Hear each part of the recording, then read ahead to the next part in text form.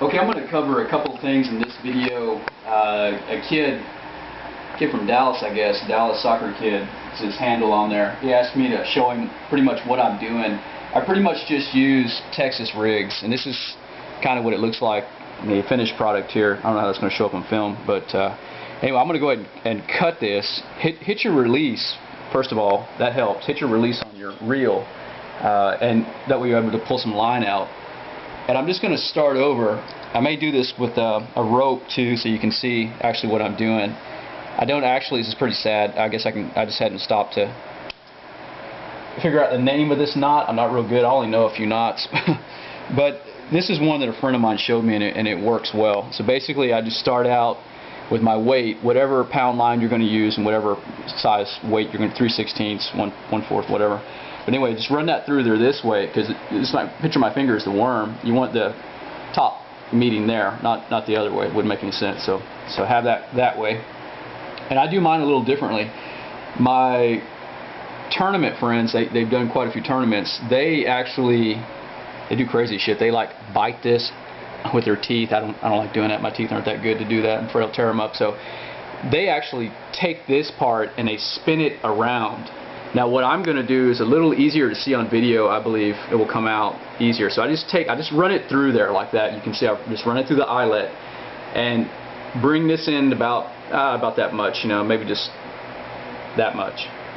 And then what I do is I just spin the hook like maybe 4 to 5, 6 times, something like that. And then take your tag end, the shorter piece, not the longer piece, the shorter piece, and run it back through this hoop.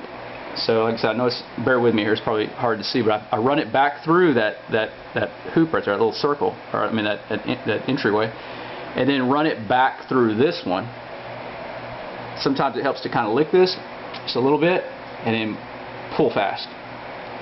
And then basically you get a knot. Now a lot of guys don't like this knot because they say it's failed them. It hasn't failed me yet. It's actually worked very well. And just kind of cinch it down and pull tight, but don't pull that hook into your hand, okay?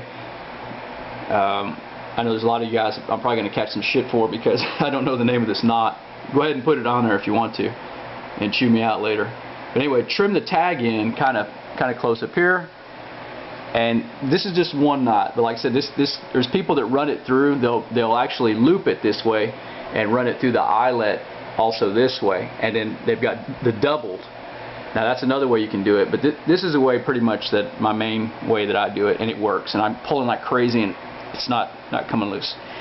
Okay, so that covers kind of how I get the rig ready. Now I'm going to show you on one worm. This is just you'll probably run through a few worms before you get it right if you're a beginner and you're kind of trying to get your adjustments. One way to do it is identify quickly. I'm trying to go quickly for the video here. It says Berkeley right there. So this is the top of the worm, and that's the bottom. And so what I want to do is some of these worms have colored sides too. That each side, sometimes they flip-flop and they change colors. But on this one, it's easy to identify. It even says back here, has some writing on it too. So I'm just going to make sure that the Berkeley is up. So this is the top of the worm. There's a line there, and I'm going to take my hook and I'm going to run it in this way. So make sure it's important to identify the top part there. There's several thousand videos on YouTube on how to do this too, so don't take me for the dude that knows it. I'm always looking for, there's always room for improvements. What I'm saying, I'm always open to that.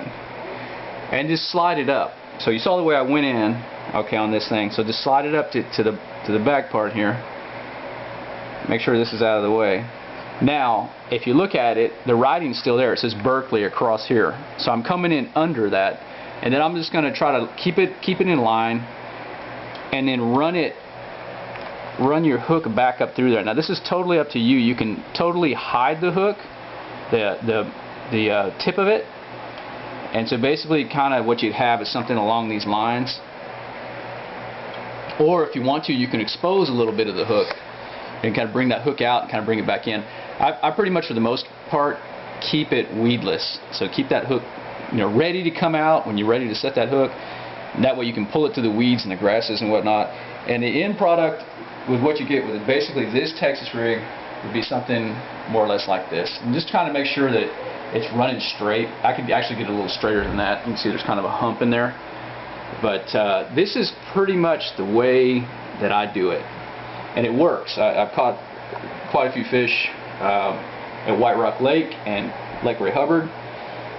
And when you, as far as the way I do it, at least, I fish all the structure, lily pads, trees in the water, you name it. You know, it could be anything from some rocks, it could be debris in the water. I've seen a Christmas tree out there. I fished all around the damn Christmas tree, PVC pipe. Just hit all your targets, bridges, docks, old boats in the water. Fish, they love to hide. And so that's what you want to do. You don't underestimate, you know, you don't always have to throw out to deep. Sometimes I've caught some big bass fish just kind of lurking around, hiding in these places that are real unsuspecting, so to speak, you know.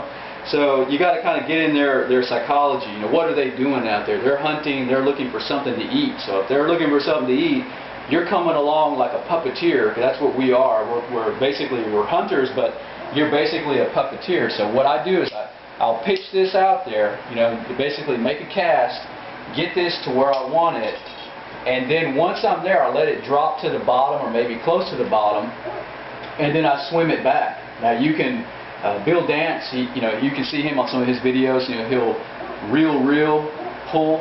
You know, you basically, the idea is, you know, use what you like, but you want to make this thing look alive. You want to entice. You're making a presentation to the fish. And if that fish is interested in what you've got, you know, by scent and movement and those type of things, he's going to smash it.